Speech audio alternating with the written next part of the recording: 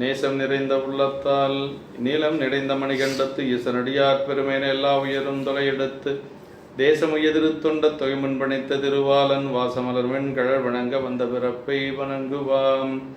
தூக்கு சீர் திருத்தொண்ட தொகை விரி வாக்கினால் சொல்ல வல்ல பிரான் எங்கள் வாக்கிய பயனாம் பதிக்குன்றைவாள் செக்கிழாரடி சென்னி இருத்துவாம்.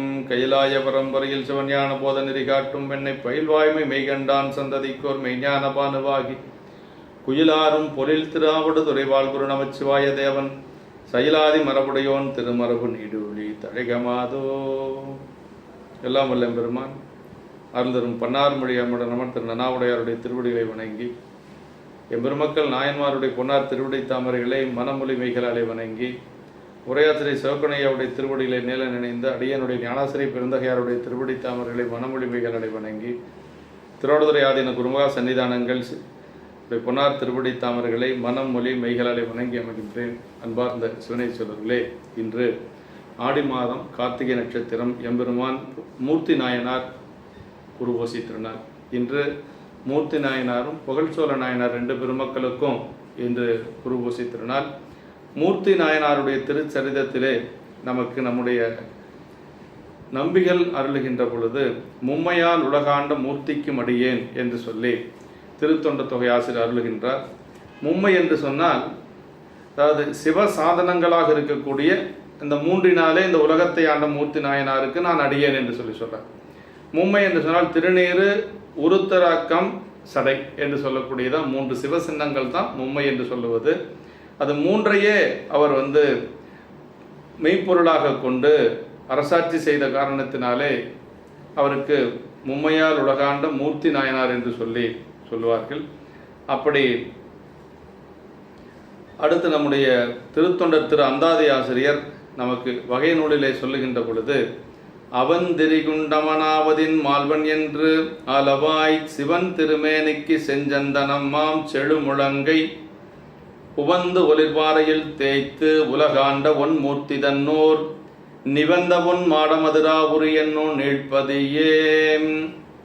அவந்திரி குண்டம், அதாவது வீணே திரியக்கூடிய குண்டமணர்களுக்கு உள்ளாவதில் மால்வன் என்று அன்று ஆலவாய் பெருமானது திருமேனிக்கு உகந்த செஞ்சந்தனமாக கொண்டு தமது செழித்த முழங்கையினை மகிழ்ச்சியுடன் பாறையில் தேய்த்து, சந்தனம் தைப்பதற்கு சந்தனக்கட்டை கிடைக்கவில்லை என்ற காரணத்தினால் முழங்கையவே அவர் கட்டையாக சந்தனக்கட்டையாக நினைத்து தேய்த்த ஒரு பெருமையுடையவர். அப்படி பாறையில் தேய்த்து பெருமானுடைய திருவருளால் உலகாண்ட உண்மையுடைய மூர்த்தியானது ஓர் ஓங்கிய பொன்மாடங்களுடைய மதுராபுரி என்று சொல்லக்கூடிய நீழ்ப்பதி என்று சொல்லி மதுரையம்பதி, அவருடைய ஓர் மதுரையம்பதி என்று சொல்லுகிறார். மதுராபுரி என்று சொல்லுவது அதனுடைய பழமையான ஒரு பெயர் என்று சொல்லி நமக்கு நம்முடைய வகை நூல் ஆசிரியர் அருளுகின்றார். அது சிவன்பணி செய்ய மாட்டாது வீணே வானால் போக்குவதில் அமணர்கள் வல்லவர்கள், அதனால் அவந்திரி குண்டமனாவதின் என்று சொல்லுகிறார். செழுமுழங்கை அப்படின்னார், திருமேனியின் செழுமை குறித்தது. சிவனது மெய்ப்பூச்சுக்குரிய சந்தனம் மறைத்து பணி செய்த அந்த செழிப்புடைய கை, அதனால செழுமுழங்கை அப்படிங்கிறார். அவர் பாறையில் தைத்த அந்த முழங்கையை சொல்லுகின்ற பொழுது நம்பியாண்டார் நம்பிகள் செழுமுழங்கை அப்படின்னார், செழுமையான அப்படின்னு சொல்றார். ஏன்னா சிவபெருமானுக்கு மெய்ப்பூச்சுக்குரிய சந்தனத்தை அரைத்த ஒரு பெருமையுடையது அந்த திருக்கை, அதனால செழுமுழங்கை என்று சொல்லுகிறார். அப்படி மதுராபுரி என்று சொல்லி அந்த ஊரிலே நீழ்பதிய புகழாலும் பெருமையாலும் காலத்தாலும் நீளும் முற்காலத்தும் பொதுவாகிய வினைத்தொகை என்று சொல்றார். நீழ்பதியே என்று சொல்லி புகழ் பெருமை காலம் அனைத்தாலும் பெருமையுடையது பழமையான ஒரு திருப்பதி என்று சொல்லி போற்றுகின்றார். நம்முடைய தெய்வ சேக்கிழார் பெருமான் இந்த திருச்சரிதத்தை 49 திருப்பாடல்களை நமக்கு அருளியிருக்கிறார். அதிலே நமக்கு முதல் பாடலிலே பாண்டி நாட்டினுடைய சிறப்பை பற்றி சொல்லுகிறார். சீர் மண்ணு செல்வக்குடி மல்கு சிறப்பினோங்கும் கார் மண்ணு சென்னி கதிர் மாமணி மாட வைப்பு நார் மண்ணு சிந்தை பல நற்றுரை மாந்தர் போற்றும் பார் மண்ணு தொன்மை புகழ் பூண்டது பாண்டி நாடே. இது பாண்டி நாட்டினுடைய பெருமைகளை சேக்கிழார் பெருமான் இந்த பாட்டில் சொல்றார். பாண்டி நாடானது அதாவது சீரினால் நிலைத்த செல்வமுடைய குடிகள் நிறைந்த சிறப்பினால் ஓங்கக்கூடியது, மேகங்கள் நிலைத்து தங்கும் உச்சி இடங்களையுடைய ஒளி பொருந்திய மணிகளை கொண்ட மாடங்கள் நிறைந்தது. மதுரை அம்பதியிலே உயர்ந்த மாடங்கள் நிரம்ப இருக்குமா. நம்முடைய ஞானசம்பந்த பெருமான் சீர்காழியை பற்றி சொல்லுகின்ற பொழுது, வண்டான் குழல் அறிவையோடும் பிரியா வகைவாகும் பெண்தான் மிக ஆனான் பிறைச்சென்னி பெருமானூர் தந்தாமரை மலராளுரை தவளம் நெடுமாடம் விண்தாங்குவோடு மிக வேணுபுறம் இதுவே. விண்ணை தொடக்கூடிய அளவுக்கு உயர்ந்த மாடங்கள் அங்கு இருந்தது என்று சொல்லி நம்முடைய ஞானசம்பந்த பெருமான் போற்றுவார். அதுபோல உயர்ந்த மாடங்கள் மதுரையம்பதியில இருந்தது என்று சொல்லி அந்த நகரத்தினுடைய ஒரு செல்வ செழிப்பை இந்த பாடலில் நமக்கு சேக்கிட பெருமான் போற்றுகின்றார். அப்படி அன்பு பொருந்திய மனத்தையுடைய பல நல்ல துறைகளில் வாழ்கின்ற மாந்தர்கள், அதாவது அன்பு பொருந்திய நல்ல மனத்தையுடைய நல்ல துறைகளிலே வாழக்கூடிய மக்கள் துதிக்கும்படி உலகில் நிலைத்த அந்த பழமை பொருந்திய புகழையுடையது என்று சொல்லி சொல்றார். அப்படி சீர்மண்ணு செல்வம் என்று சொல்லி, அதாவது பெருமையினாலும் செல்வத்தினாலும் மிகுந்த சிறப்புடையது இந்த பதி என்று சொல்லி சொல்லுகிறார். மேகங்கள் தங்கும் உச்சியுடைய மாடங்கள், உயர்ந்த மாடங்கள், செல்வ நெடுமாடம் சென்று சேனோங்கி செல்வம் அதிதோய செல்வம் உயர்கின்ற என்று சொல்லி போற்றுவது போல நம்முடைய அந்த மதுரையம்பதி அவ்வளவு சிறப்பாக இருந்தது என்று சொல்லி பாண்டி நாடு என்று சொல்லி சொல்லுகிறார். பாண்டிய மரபின் அரசர்களால் ஆளப்பட்ட நாடு. அதாவது பாண்டி நாட்டினை இந்த தொண்ட புராணத்தில் முதலில் சொன்ன இடம் இதுதான். மூர்த்தி நாயனர் புராணம் தான். அப்புறம் அங்கே இருக்கிற சேர் புராணம், ஞானசம்பந்த பெருமான் புராணத்தில் எல்லாம் வரும். அதற்கு பிறகு பாண்டி நாடு தான் தமிழ்நாடு என்று ஒரு சிறப்பு பெயர் பெற்றது என்று சொல்லி சொல்லுவார்கள். ஞானசம்பந்த பெருமான் மதுரையம்பதி சென்று அணைகின்ற பொழுது தமிழ்நாட்டை சென்றடைந்தார் என்று சொல்லி சேக்கிழ பெருமான் போற்றுவார். தமிழ்நாடு என்று ஒரு சிறப்பு பெயர் பாண்டி நாட்டுக்கு உண்டு. அதனை மதுரையம்பதிக்கு மிக மிக சிறப்பாக சொல்லுவார்கள். இப்படி தமிழ் வளத்தினையே தமது திருமணத்தில் கொண்டு ஆசிரியர் இந்த புராணத்தில் புகுந்தனர் என்பது ஆரம்பத்திலேயே அந்த தமிழை சொல்லி பாண்டி நாடு என்று சொல்லி இந்த தமிழ் மனத்தோடு இந்த திருமணத்தோடு ஆசிரியர் இந்த புராணத்திலே உள்ளே புகுகிறார் என்று சொல்லி சொல்லுகிறார். அதே மாதிரி 3வது பாட்டில் சொல்லுகின்ற பொழுது ஞானமளர்ந்த மேன்மை தெய்வத்தமிழ் என்று சொல்லி போற்றுவார். இப்படி பாண்டி நாட்டினுடைய ஒரு பெருமை. அங்கே இருக்கக்கூடிய பெண்கள், தாமிரபரணி நதி, அந்த பாண்டி நாட்டில் 2 நதிகள் போற்றப்படுவது, ஒன்று வைகை நதி, மதுரையம்பதியில் ஓடக்கூடிய வைகை நதி, இன்னொன்று தாமிரபரணி என்று சொல்லக்கூடிய தன் பொருத்தம் என்று சொல்லி சொல்வார்கள். இப்படி 2 நதிகளும் அந்த ஊருக்கு பெருமையுடையது என்று சொல்லி சொல்லுகிறார். அதாவது அன்பின் நீர்மையினால் கொல்லப்பட்ட அந்த முத்தம், தளிர்களையுடைய சாயும் கொடி போன்ற இடையனையும் நீண்ட பெரிய கண்களையும் உடைய மூங்கில் போன்ற தோள்களுடைய அங்கே இருக்கக்கூடிய பெண்கள் எப்படின்னா, கொடி போன்ற இடையுடைய பெண்கள், நீண்ட பெரிய கண்களையுடைய பெண்கள், மூங்கில் போன்ற தோள்களையுடைய பெண்கள், வேயன தோலிபங்கன் என்று சொல்லி உமையமை சொல்லுவது போல மூங்கில் போன்ற தோள்களையுடைய பெண்கள் என்று சொல்லி சொல்லுகிறார். அவர்கள் வாயும் பாடும் அப்படின்னா பன்னுண்டாகின்ற இனிய சொற்கள் பொருந்திய சிவந்த வாயினெடுத்து பொருந்தவன. அவர்கள் பேசுவதே பன்னிசைப்பது போல அழகான ஒரு குரலாக இருக்கும் என்று சொல்லி சொல்றார். நீர்மை பணித்த முத்தம், நீரோட்டம் என்னும் ஒளி மிகுந்த முத்துக்கள் நிறைந்தது என்று சொல்லி அந்த தாமிரபரணி ஆறு நீண்ட கரையின் மண்ணை இடித்து ஓடும் குளிர்ச்சியுடைய குளிர்ந்த தாமிரபரணி பாய்கின்ற கடலிலும் உண்டாகிறது என்று சொல்லி தாமிரபரணி ஆற்றையும் இதில் சொல்லுகிறார். அதே மாதிரி மதுரையம்பதியிலே வைகை ஆறு சிறப்புடையது. அது ஞானசம்பந்த பெருமானுடைய புராணத்திலே மிகச் சிறப்பாக சொல்லப்படுகிறது. நம்முடைய சோழ நாட்டிலே பாய்ந்து வலம் செய்யக்கூடியது பொன்னி நதி. இப்படி 3-4 நதிகள் பெரிய புராணத்திலே மிக விரிவாக போற்றப்படுவது என்று சொல்லி, இப்படி நம்முடைய நெடும் தடங்கன் என்று சொல்லி அந்த பெண்கள், அங்கு இருக்கக்கூடிய பெண்களுடைய கண்கள் எல்லாம் நீண்ட நெடுங்கண்களாக அகன்று விசாலமாக இருந்தது என்று சொல்லி சொல்றார். பண்போடும் என் சொல், பண்கள் இயல்பான் அமைந்து விரும்புகின்ற இனிய சொல் என்று சொல்லி, பண்ணமரும் மென்மொழியார் என்று சொல்லி தேவாரத்திலே சொல்லுவது போல, பண்ணின் நேர்மொழியால் உமை பங்கரோ என்று சொல்லி திருமறைக்காடு தேவாரத்தில் சொல்லுவது போல அந்த பெண்கள் பண்படும் இன்சொல் பேசக்கூடிய பெண்கள் என்று சொல்லி சொல்லுகிறார். தன் பொருத்தம்னா குளிர்ச்சியுடைய தாமிரபரணி ஆறு அங்கு ஓடி வலம் செய்து கொண்டிருக்கிறது என்று சொல்லி சொல்லுகிறார். அடுத்து அங்கு அந்த தெய்வத்தமிழ், ஞானமளர்ந்த மேன்மை தெய்வத்தமிழ் என்று சொல்லி இந்த பாட்டில் தான் சொல்றார்.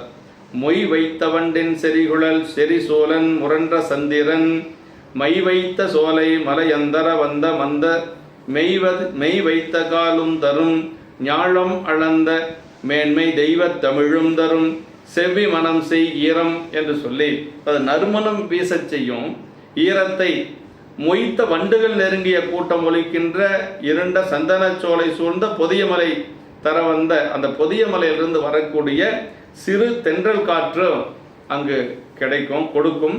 அதே மாதிரி நன்மணத்தை செய்தற்குரிய அன்பினை, அதாவது அன்பினை இந்த உலகுக்கெல்லாம் தரக்கூடிய, உலகத்தை அளந்த மேன்மையும் தெய்வத்தன்மையும் உடைய தமிழும் தரும் என்று சொல்லி, ஞாழம் வளர்ந்த மேன்மை தெய்வ தமிழ் தரும் என்று சொல்லி நம்முடைய பாண்டி நாட்டை பற்றி சொல்லுகின்றார். அதாவது ஞாழம் வளர்ந்த மேன்மை தெய்வ தமிழ் அப்படிங்கிறது ரொம்ப உயர்ந்தது. அதாவது இந்த உலகம் இன்ன தன்மையது என்று நிச்சயத்தை அளவுபடுத்திய அந்த தெய்வத்தமிழ் என்று சொல்லி சொல்றாருங்க. சிவபெருமான் அருளிய பொருள் இலக்கணம், அறிவான் சிவமே ஆகிய உண்மை நாயன்மார்கள் அருளிய தேவாரம், திருவாசகம் முதலிய திருவருள் நூல்களும் ஏனைய ஞான சாத்திரங்களும் என்று சொல்லி, தெய்வத்தமிழ்ல என்னன்னா தேவாரம், திருவாசகம், பெரிய புராணம், நம்முடைய திருமுறைகள், அதுபோக ஞான சாத்திரங்கள் என்று சொல்லக்கூடிய மெய்கண்ட சாத்திரங்கள், ஆகமங்கள், இதெல்லாம் தான் தெய்வத்தமிழ் என்று சொல்லுவது. நமக்கு அந்த தேவாரம், திருவாசகம், பெரிய புராணம் போன்ற திருமுறைகள், ஞான சாத்திரங்கள் என்று சொல்லுவது, இதெல்லாம் தான் நமக்கு தெய்வத்தமிழ் என்று சொல்றார். தெய்வத்தன்மை திருவருள் வாக்குகளின் செயலாலும் பிறவாற்றாலும் அறியப்படும் கருத்தையை பாராட்டி கம்பரும் நீண்ட தமிழால் உலகே நேமியின் அளந்தான் என்று சொல்லி அகத்தியரை போற்றுகின்றார் என்று சொல்லி நமக்கு உரையாசிரியர் அவர்கள் போற்றுகின்றார். அதன் ஞாலமளந்த மேன்மை தெய்வத்தமிழ் என்று சொல்லுவது நம்முடைய திருமுறைகள், அதே மாதிரி நம்முடைய ஞான சாத்திரங்கள் என்று சொல்லி நமக்கு இதிலே போற்றுகின்றார். தெய்வத்தமிழ் என்று சொல்லுவது செவ்வி மனம் ஈரம் தருவதாலாவது அன்பை உளதாக்குதல். அதாவது தேவார, திருவாச, திருமுறைகள் நமக்கு என்னன்னா இறைவனிடத்திலே அன்பை உருவாக்குவது. அதனாலதான் அதுக்கு பேர் தெய்வத்தமிழ், செவ்வி மனம் ஈரம் என்று சொல்லுகிறார். பெருமானிடத்திலே நாம் அந்த திருவாசக தேவாரங்களை எல்லாம், திருமுறைகளை எல்லாம் பாடுகின்ற பொழுது இறைவனுக்கு நமக்கு அந்த அன்பை உண்டுபடுத்துவது என்று சொல்லுகிறார். நாயக நாயகிகளின் உலகம் பற்றிய மனமும் ஆன்ம நாயகராகிய சிவபெருமானுடன் ஆன்மாவாகிய நாயகியின் ஒன்றுபடுதலும் அன்பு காரணமாகவே உளவாவன. ஆன்மாக்கள் எல்லாம் பெண்ணாக, நாயகியாக, இறைவன் ஒருவனே நாயகனாக வைத்து போற்றப்படுவது நம்முடைய சைவத்தில். அது மாதிரி அந்த அன்பு காரணமாக உளவாவது என்று சொல்லி, அன்பு விளைக்கும் அருட்பெரும் தமிழ்நூல் திரு கோவையாருக்கு உரை வகுத்த பேராசிரியர் இந்த கருத்தை உரை தொடக்கத்திலேயே கூறி போகின்றார் என்று சொல்லி நமக்கு உரையாசிரியர் அருளுகின்றார். இப்படி மெய்மை பொருளாம் தமிழ் நூலில் விளங்கு வாய்மை செம்மை பொருளும் தருவார் திரு ஆலவாயின் எம்மை பவம் தீர்ப்பவர் என்று சொல்லி நமக்கு பெரிய புராணத்தில் சொல்லப்படுகிறது. இந்த சரியத்திலே தான் சொல்றார், மெய்மை பொருளாம் தமிழ் நூலின் விளங்கு வாய்மை செம்மை பொருளும் தருவார் திரு ஆலவாயின் எம்மை பவம் தீர்ப்பவர். ஆலவாய் பெருமான் என்னுடைய பிறப்பை நீக்கக்கூடியவர் என்று சொல்லி, மெய்மை பொருளாம் தமிழ் நூல் அப்படின்னா இறைவனை விளங்க செய்யக்கூடிய அந்த தமிழ் நூலின் விளங்கு வாய்மை செம்மை பொருளும் தருவார் என்று சொல்லி ஆலவாய் பெருமானை சொல்லுகிறார். இப்படி தெய்வ மனம் செய்ய செவ்வி தரும் என்று கூட்டி பிறவி வெப்பத்தை மாற்றி தெய்வத்தன்மை செய்யவல்ல அழகிய அருளை தரும் தமிழ் அப்படின்னு சொல்றார். இந்த திருமுறை தமிழை பற்றி சொல்லுகின்ற பொழுது என்ன சொல்றார் அப்படின்னா, பிறவி வெப்பத்தை மாற்றி தெய்வத்தன்மை செய்யவல்ல அழகிய அருளை தரும் தமிழ். நம்ம பிறப்பே நீங்குங்கிற இந்த நம்முடைய இந்த திருமுறைகள் நமக்கு என்ன அப்படின்னா, நமக்கு உலகியல் இன்பங்கள் மட்டுமல்ல, நமக்கு மறுமை பயன் என்று சொல்லக்கூடிய பிறவி நீக்கத்தையும் கொடுக்கக்கூடியது என்று சொல்லி, இதில் தீந்தமிழின் தெய்வ வடிவால் என்று சொல்லி 11ஆம் திருமுறையில் ஞான உலாவிலையும் நமக்கு நம்முடைய ஞான உலா கைலாய ஞான உலாவில் சேரமான் பெருமாள் நாயனார் பாடியிருக்கிறார். தீந்தமிழின் தெய்வ வடிவால் என்று சொல்லி, தெய்வத்தமிழ் தனிமுதல் தெய்வமாகிய சிவபெருமானை முதல்வராக இருந்து தந்ததும் ஆராய்ந்ததும் விரும்பியதும் உள்ளுரை பொருளாய் விளங்குவதும். ஏன்னா ஏன் தெய்வத்தமிழ்னா, சிவபெருமானே நமக்கு ஒரு திருமுறையில் கொடுத்திருக்கிறார். 11ஆம் திருமுறையில் திருமுகப்பாசுரம் பெருமானே அருளியது, அவர் பெருமாளை ஆராய்ந்தது, அவர் விரும்பியது. நமக்கும் அன்பின் பெருகிய சிறப்பின் மிக்க அச்சனை பாட்டேயாகும் ஆதலால் மண்மேல் சொற்றமையில் பாடுகின்றார் தூமரை பாடுமையில் இறைவனை விரும்பியது. இன்னொன்று, அந்த உள்ளரை பொருளாக இறைவனே உள்ளுரை பொருளாகவும் இருப்பது நம்முடைய திருமுறை என்று சொல்லி, இப்போ இதில் என்ன ஒரு சிறப்புனா, இறைவனே திருமுறை பாடியும் இருக்கிறார், இறைவனே அந்த திருமுறை வேண்டும் என்று கேட்டும் இருக்கிறார், இறைவனே அந்த திருமுறையினுடைய பொருளாகவும் இருக்கிறார். அதுதான் ஒரு பெரிய சிறப்புங்க. வேற எந்த ஒரு இலக்கியத்துக்கும் இல்லாத ஒரு சிறப்பு நம்முடைய தமிழ் திருமுறைகளுக்கு இருக்குது அப்படின்னா அதுதான் காரணம். இந்த மூன்றும், இறைவன் ஒரு திருமுறை ஆசிரியர், 11ஆம் திருமுறையில் ஒரு ஆசிரியர், இறைவன் திருமுறை வேண்டும் என்று சொல்லி நம்பிகளிடத்திலே கேட்கிறார். அதே மாதிரி திருமுறையினுடைய பொருளாக இருப்பதும் இறைவனே என்று சொல்வது ஒரு பெரிய பெருமை. இதுதான் நமக்கு திருமுறையினுடைய சிறப்பு. அப்படி மலையந்தர வந்த தென்றல் வெப்பம் மாற்றி உடலுக்கு குளிர்ச்சி தருவது போல அத்திருமலையில் வாழும் தமிழ் முனிவர் தரவரும் தமிழ் உயிர்களுக்கு பிறவி வெப்பம் போக்கி அருள்நிழல் தருவதாம் என்று சொல்லி, அது அகத்திய முனிவர் அந்த மலையில இருக்கிறார் அப்படின்னு சொல்லி, புதிய மலையில் இருக்கிறார் என்று சொல்லி ஒரு கூற்று உண்டு. அப்படி அவர் அங்கு இருப்பது இந்த தமிழ் உயிர்களுக்கு அவர் கொடுக்கக்கூடிய தமிழ் உயிர்களுக்கு பிறவி வெப்பம் போக்கி அருள் நிழல் தருவது என்று சொல்லி நமக்கு போற்றுகின்றார்கள். அப்படிப்பட்ட இந்த பாண்டி நாட்டிலே ஒரு ஊர், அதான் மதுராபுரி என்று சொல்லக்கூடிய பட்டினம் என்று சொல்றார். சூழு தமிழ் பங்கயமாக அத்தொட்டின் மேலால் தாழ் வென்று என்றும் தனி வாழ்வ தையல் ஒப்பார் யாழின் மொழியில் குழலின் இசையும் சுரும்பும் வாழும் நகர் மதுராபுரி என்பதாகும். அப்படிப்பட்ட அந்த ஊரிலே, அந்த நாட்டிலே, பாண்டி நாட்டிலே, இவ்வளவு சிறப்புகள் நிறைந்த அந்த பாண்டி நாட்டிலே மதுராபுரி என்று சொல்லக்கூடிய ஒரு அழகிய நகரம் இருக்கிறது என்று சொல்லி, யாழின் மொழியிலும் கூந்தலிலும் முறைய இன்னிசையும் வண்டும் வாழ்கின்ற நகரம் மதுராபுரி அப்படின்னார். நம்ம அப்படி மதுராபுரி என்று சொல்லுவது அவ்வளவு சிறப்பு. யாழின் மொழியில் இசையும் அப்படின்னா, அது யாழின் மொழி என்பது பெண்களினுடைய மொழி. பெண்களுடைய மொழி யாழை பழித்த மொழியம்மை என்று சொல்லி உமையம்மைக்கு ஒரு பெயர் உண்டு. எங்கள் திருமறைக்காட்டில் இருக்கக்கூடிய அம்மாவுக்கு பேர் யாழை பழித்த மொழியம்மை. இப்போ யாழின் மொழி என்பது பெண்களின் மொழியில் இயல்பாய் அமைந்த பன் அமைதி. இது பயிற்சியின் அமைவது என்று சொல்லி, யாழை பழித்த அன்னமொழி மங்கையொரு பங்கன் என்று சொல்லி திருமறைக்காடு தேவாரத்திலே வைத்து போற்றப்படுகிறது. அப்படி குழலில் சுரும்பு வாழ்தல் அப்படின்னா, கூந்தலில் சூடிய மலர்களிடத்து தங்கும் புதிதின் மலரும் பூக்களை தொடுத்தணிதலால் அந்த வண்டுகள் அந்த பூக்களில் இருக்கக்கூடிய தேனை உண்பதற்காக அந்த பெண்களுடைய கூந்தலை வட்டமிட்டு கொண்டிருந்தது என்று சொல்லி சொல்லுகிறார். மதுராபுரி அப்படின்னு அதற்கு பெயர் ஏன் வந்ததுன்னா, அதாவது மது அப்படின்னா அமுதம்.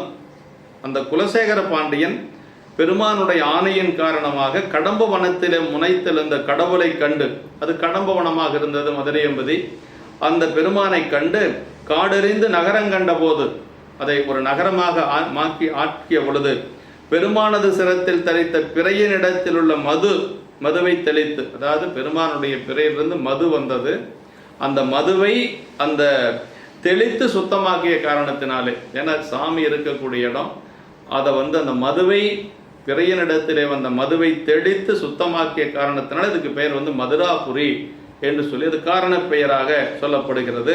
பொன்மயமான சடைமதிக்கடையின் புத்தமுதுக்கு அது போய் சின்மயமான தம்மடி அடைந்தார் சிவமயமாக்கிய செயல்போல் தன்மயமாக்கி அந்நகர் முழுதும் சாந்தி செய்தது அது மதுர நன்மயமான தன்மையான் மதுரா நகரம் என உரைத்தார் என்று சொல்லி திருவிளையாடல் புராணத்தில் சொல்லப்பட்டிருக்கு. அப்போ குலசேகர பாண்டியனுடைய ஆணையின் காரணமாக அந்த கடவுளை கண்டு பெருமானது சிரத்தில் தரித்த அந்த பிறையனிடத்திலே வந்த மதுவை தெளித்து சுத்தமாக்கிய காரணத்தினால் அதுக்கு பேர் மதுராபுரி என்று சொல்லி ஒரு பெயர் என்று சொல்லி, அதாவது சால் பாயமும் மைத்தமிழ் தங்கைய அங்கண் மூதூர் நூல் பாயிடத்தும் முல நோன் தலை மேதி பாய பாழ் பாய் முலைதோய் மது பங்கயம் பாய எங்கும் செயல்வாய் தடத்தும் முல செய்யுன் மிக்கு ஏறு சங்கம் அப்படின்னா, செய்யுள் மிக்கு ஏறும் சங்கம், அதாவது பாட்டுக்கள் சிறந்து அரங்கேறுதற்கிடமாய் சங்கங்கள். ஏன்னா மதுரை என்பது சங்கம் வைத்து தமிழ் வளர்த்த ஒரு இடம் என்று சொல்லி மதுரை என்பதை சொல்லப்படும். அப்படி அந்த அழகிய இடமகன்ற அந்த பழைய நகரத்திலே நூல்கள் பயிலப்படும் இடங்கள் உள்ளன. நிறைய நூலகங்கள் அங்கெல்லாம் இருக்கிறது. ஏன்னா தமிழ் ஆராய்ச்சி சங்கம் அங்கே இருந்திருக்கு. அதனால் சரி நூலகங்கள் அங்கே இருந்தது.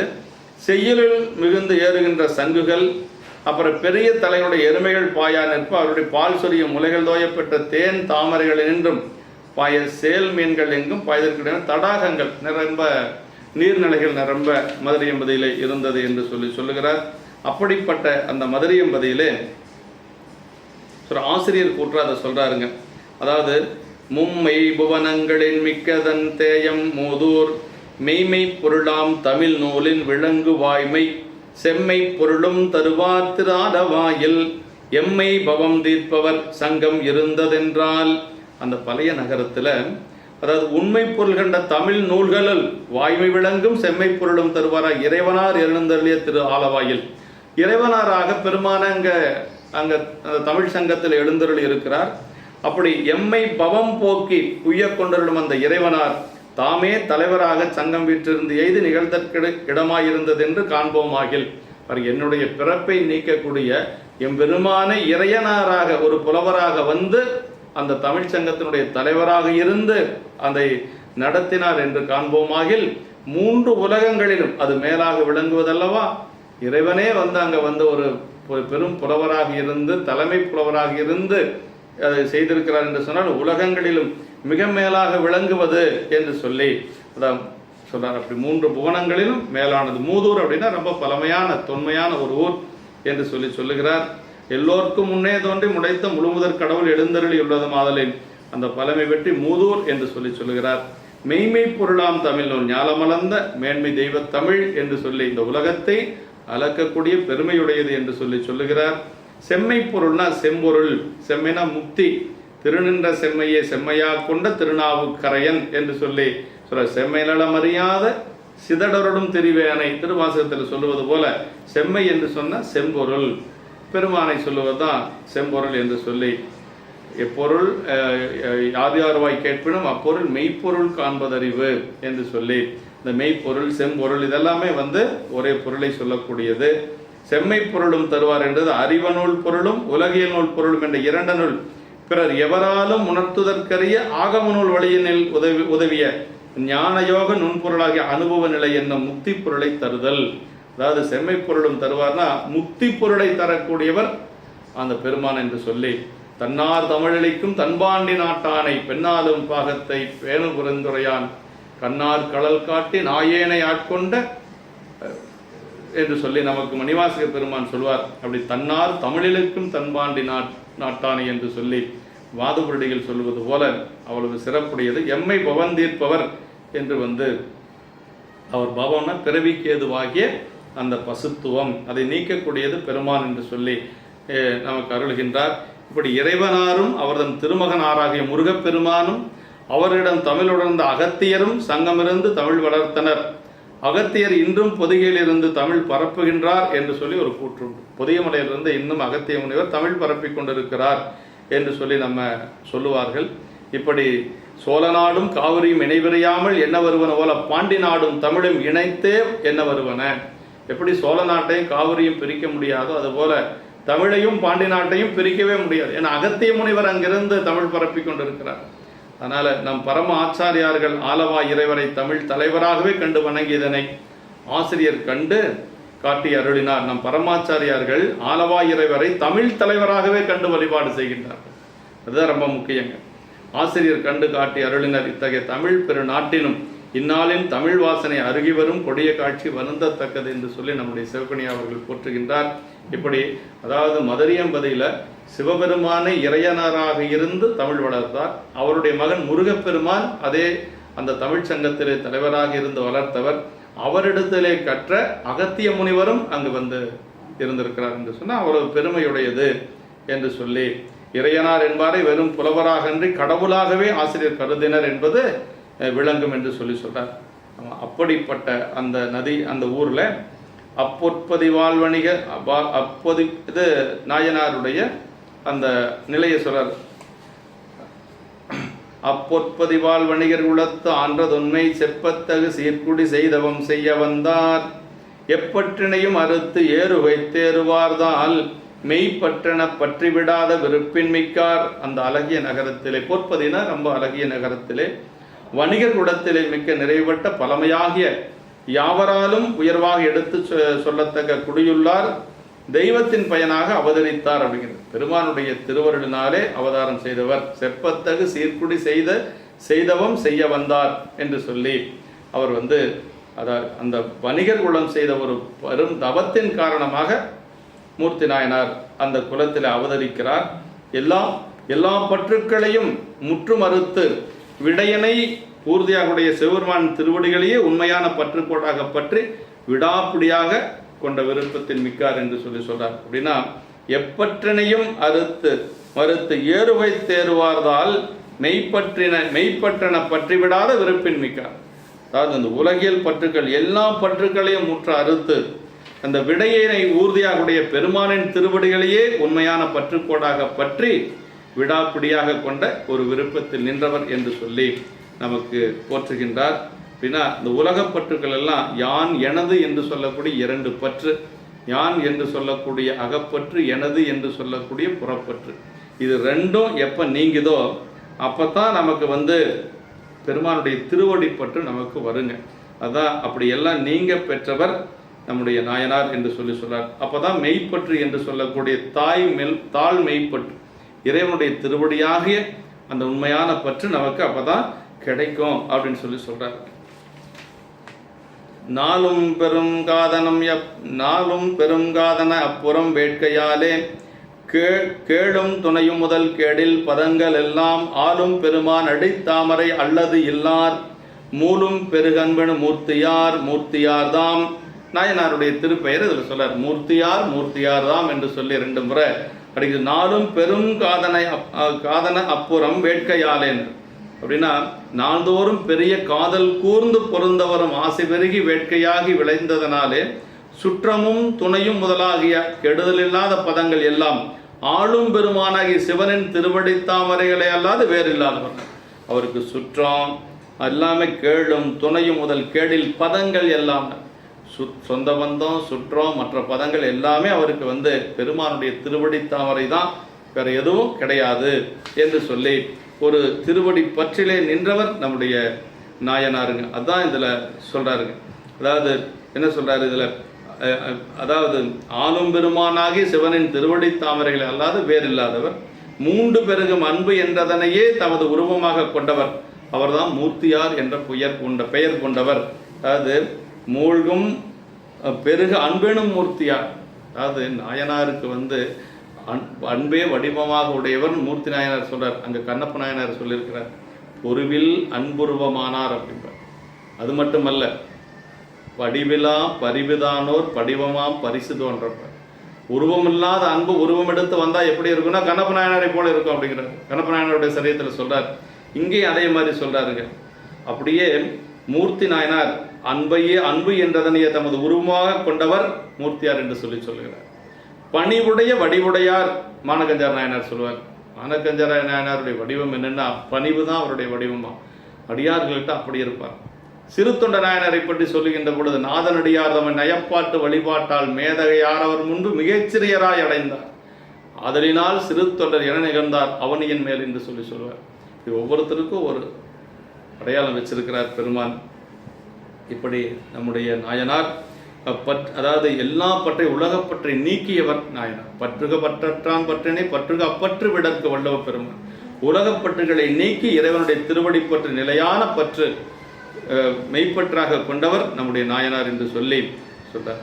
மற்ற பற்றனுக்கு இன்றி நின்று பாதமே மனம் பாவித்தேன், பெற்றலும் பிறந்தேன் இனி பிறவாத தன்மை எய்தினேன்னு நம்முடைய சுந்தரமூர்த்தி சாமிகள் கொங்கு நாட்டில் கொடுமுடியில பாடியிருக்கிறார். துவாரி பற்றை அறுப்பதோர் பற்றினை பற்றில பற்றை அறுப்பர் என்று உந்தீவரை என்று சொல்லி திருவுந்தியார் சொல்லப்படுகிறது.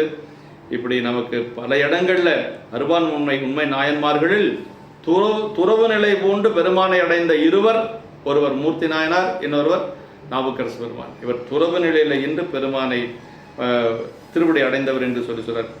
கேளும் இல்லாரன் உயிர் சார்பு துணை உயிர் சார்பும் பொருட்சார்பும் கேடில் பதமுக்தி போகங்கள் ஏனையவற்றை நோக்க இவை காலத்தால் நீடித்தனமாதல் கேடில். இந்த மாதிரி ஒரு உயிர் சார்போ அல்லது பதமுக்தி போகங்களோ எதுவும் இல்லாதவர் நாயனார் என்று சொல்லி கேளும் துணையும் என்று சொல்றார். ஆளும் பெருகு அன்பெண்ணும் மூர்த்தி அன்பு மூண்டு பெருகிய அகுதே உருவாகி நின்றது என்று சொல்லி சொல்றாரு. அப்படி அவருடைய திருமேனியே அன்பு வடிவமாக இருந்தது. எப்படி கண்ணப்ப நாயனார் இருந்தாரோ அதுபோல நம்முடைய மூர்த்தி நாயனாருக்கும் வடிவம் அன்பு என்று சொல்லி சேக்கிழ பெருமான் சொல்லுகிறார். அப்படிப்பட்ட நாயனார், அப்படி அவர் ஒரு சந்தன திருப்பணி செய்து கொண்டு வந்தவர் நம்முடைய நாயனார். தினசரி சந்தனக்கட்டை எடுத்து தேய்த்து உரைத்து பெருமானுடைய திருமேனி பூச்சுக்காக சந்தனம் கொடுத்து வந்த பணி தவறாது செய்து வந்தவர் நாயனார். நீண்ட நாட்களாக செய்கிறார். அந்த பாறையில் மூர்த்தி நாயனார் சந்தனம் அரைத்த பாறை இன்னும் ஆலவாய் பெருங்கோயில்ல நம்ம போனால் பார்க்கலாம். மூர்த்தி நாயனார் சந்தனம் அரைத்தது அங்கே இருக்குது. அதான் அந்த பாட்டில் சொல்றார். அந்திப்பிறை செஞ்சடை மேலணி ஆலவாயில் எந்தை கனி சந்தன காப்பினிடை என்றும் முட்டாம் அந்த செயலின் நிலை நின்று அடியார் ஒப்ப சிந்தைக்கு இணைதாய திருப்பணி செய்யும் நாளில் அப்படி பணி செய்து கொண்டு வருகிறார். ஒரு நாள் தவறாது செய்கிறார். பணின்னா எப்படி செய்யணும்னா இடையறாது செய்யணும்.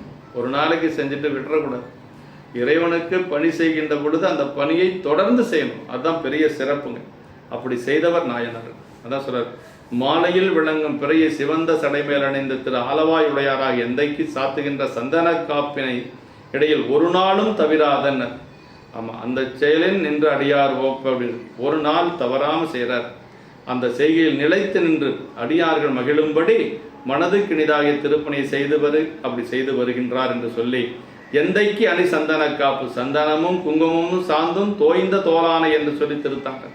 சந்தனம் பெருமானுக்கு பூச்சுக்கு ரொம்ப உகந்தது. ஆமாம், திருமஞ்சனத்துக்கும் உதவும் பொருட்களிலே சந்தன குழம்பு சிறந்த ஒன்று என்று சொல்லி ஆகம விதியிலே சொல்லப்பட்டிருக்கு என்று சொல்லி சொல்றார். ஆமாம், இடை என்றும் முட்டா அந்த செயல் எப்பொழுதும் திருப்பணி நிற்காம ஒரு நாளும் தவிராமல் செய்து கொண்டு வருகிறார். அதை சொல்லி இடை என்றும் முட்டாத அப்படின்னார். ஆமாம், அடியார் ஓப்ப இறைவனுக்கு நியதியாக செய்யும் அன்புடைய திருப்பணிகளை கண்டு மகிழ்கின்றவர் அடியார்களே. பெருமானுக்கு செய்யக்கூடிய பணியை கண்டு யார் மகிழ்ச்சி அடைவா? அடியார்கள் தான். அதான் சொல்றார், அடியார் ஓப்ப சிந்தைக்கு நியதாய் திருப்பணி, அடியார் மனத்துக்கு உகந்ததன்றி ஆண்டவனது திருவுள்ளத்துக்கும் உகந்த திருப்பணி என்று சொல்லி சொல்றார். அப்படி நாயனார் செய்து கொண்டு வருகின்றார். அப்படி செய்து கொண்டு வருகின்ற காலையில் வேலையில, அதாவது அந்த காடாகிய அரணையுடைய வடுக கருநாடர்கள் என்று சொல்லக்கூடிய அந்த சேனையுடைய ஒரு அரசன், கர்நாடகத்திலிருந்து ஒரு அரசன் வருகிறான். அவன் சேனை பலத்தினாலே ரொம்ப வலிமையுடையவன். அவன் பல நிலங்களை எல்லாம் கைப்பற்றி கொண்டு குதிரை வீரர்களை எல்லாம் தேர்களையும் கொண்டு கடல் போன்ற ஒரு சேனையை செழித்து கொண்டு தென் திசையை நோக்கி வர்றான். அவன் கர்நாடகத்திலிருந்து வரக்கூடியவன், வருட கருநாடன் என்று சொல்லி.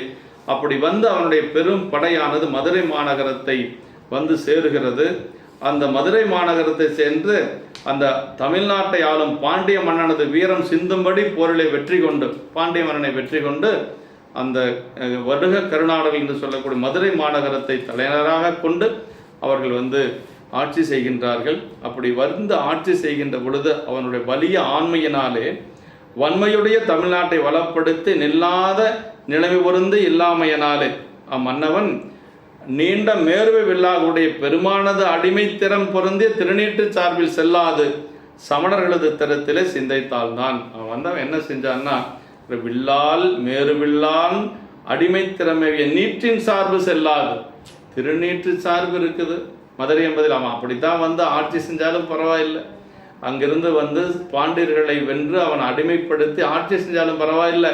ஆனால் அவன் என்ன பண்ணிட்டான், பெருமானுடைய திருவடி சார்பு இல்லாமல் சமணர்கள் பக்கம் போயிட்டான். அதான் சொல்றாருங்க. அதான் மேருவில்லானடி அடிமை திறமைய நீற்றின் சார்பு செல்லாது, திருநீற்றின் சார்பிலே செல்லாது, அருகந்த தரத்தினில் சிந்தை தாழ்ந்தான் அப்படின்ட்டார். சமணத்தில் போய் வீழ்ந்துட்டான் என்று சொல்லுகிறார். அப்படி அவன் சமணத்தில் வீழ்ந்து அவன் என்ன செய்யறான் அப்படின்னா, அதாவது அடிமைத்திறமைய நீற்றின் சார்பு, திருநீற்றின் சார்பு ஒன்றுதான் அடிமைத்தரத்திலே இணைவரையாது பொருந்தியது. திருநீறு சிவனது அடிமைத்தரத்தினுள் உயிர்களை கொண்டு செலுத்தி அதில் நிலைவர வைக்கும் சாதனமாவதென்றையும் அடிமைத்தரத்தை அறிவிக்கும் அடையாளமும் என்று சொல்லி, அதுவும் உயிரை பற்றிய பவநோய் என்று சொல்லக்கூடிய பிறப்பு நோய் நீங்குவதற்கு, மேல் நோய்கள் வாராமல் காப்பதற்கு உரிய மருந்து திருநீருங்க.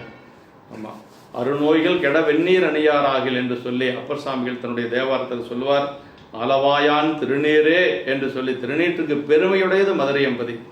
அப்படி மூர்த்தியாரும் திருநீற்றனைய அபிஷேகமாக கொண்ட வரலாறும், மும்மையால் உலகாண்ட மூர்த்தி நாயனாரும் அபிஷேகமாக கொண்டது அரசராக இருக்கின்ற பொழுது திருநீற்றையே அபிஷேகமாக கொண்டார். அவ்வளவு அந்த நீற்று சார்பு என்று சொல்லி சொல்றார். அப்படி இருக்கக்கூடிய நிலையில் தாளும் சமன் கைய தவத்தை மெய்யென்று சார்ந்து விழுங்கொடியோனது வன்றியும் வெய்ய முன்னை சூலும் வினையால் அறவும் சுடத் திங்களொடும் வாலும் சடையானடியாரையும் வன்மை செய்வான். அவன் என்ன பண்ணான் அப்படின்னா, அப்படி சமணர்களுடைய வஞ்சகருடைய தவங்களை மெய்யென்று கொண்டு அந்த நெறியிலே சார்ந்து அந்த மன்னவன் தாழ்ந்து வீழ்ந்ததும் அல்லாமல் அவன் என்ன செஞ்சான்னா, சிவபெருமான அடியார்களையும் கொடிதாகிய முன்னை சூழ்வினை பயத்தினலை வலிமை செய்வானாகி அவன் அடியார்களையும் கொஞ்சம் வலிமை செய்தான் என்று சொல்றார். அதாவது சைவத்தை நிந்தனை செய்வது, சிவனடியார்களுக்கு இடையூறுகள் செய்வது, பணிகள் செய்யப்படாமல் தடுப்பது, இது போன்றெல்லாம் செய்திருக்கிறான். ஆமாம், அப்படி செய்தாலும் கூட நம்முடைய நாயனார், மூர்த்தி நாயனார், அவர் திருப்பணி அவர் செய்து கொண்டே வருகிறார்.